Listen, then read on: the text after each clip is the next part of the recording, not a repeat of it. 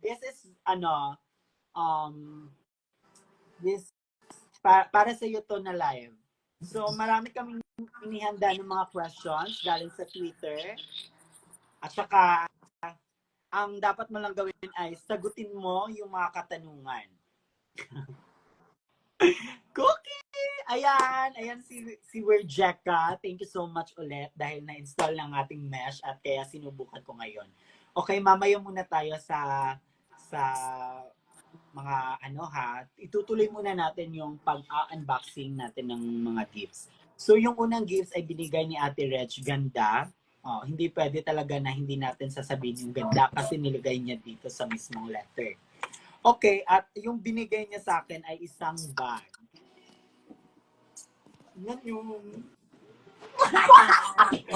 Oh my God. May another bag na naman ako. Oh my God, so very beautiful. Ayan. Para siyang pera o bayong. Para siyang bagay to pag pupunta ako ng market.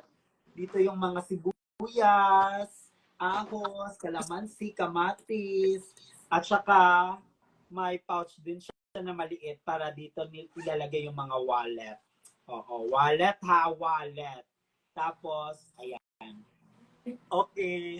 So, ang ganda ng bag. Ang dami ko ng bag. Kaya, if gusto niyo pang magbigay sa akin ng bag, yung naman, yak na demand. Hindi, sobrang ganda niya kasi gusto ko yung mga bag na parang malaki. Ayan. Pero, ayan, may siya magnet para, okay. Hello, 835 viewers! Wow, sobra namang napakaano nyo naman ngayon na. Sobrang active kayo. Mga ganitong oras, active talaga. Ayan, thank you Ate Reg. Dahil dyan, ang score mo dito ay 10 dahil isa sa mga kinahihiligan ko ngayon ay mga bag. Pero awa na lang. Wala nang yung iba hindi na nagagamit. Oo, pero I will try na magagamit yung mga bag. Okay, next gift.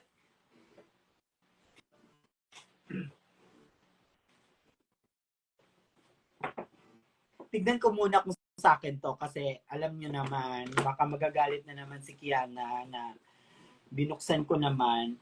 Yung gift na to ay walang pangalan. Sana naman next time, matagal na, ilang buwan na tayong nagsasama-sama. Pero sana naman wag nyo kalimutan magbigay ng pangalan. Dahil alam nyo, mahirap magbukas ng regalo kung walang pangalan. At yung ending niyan, mag-aaway kami.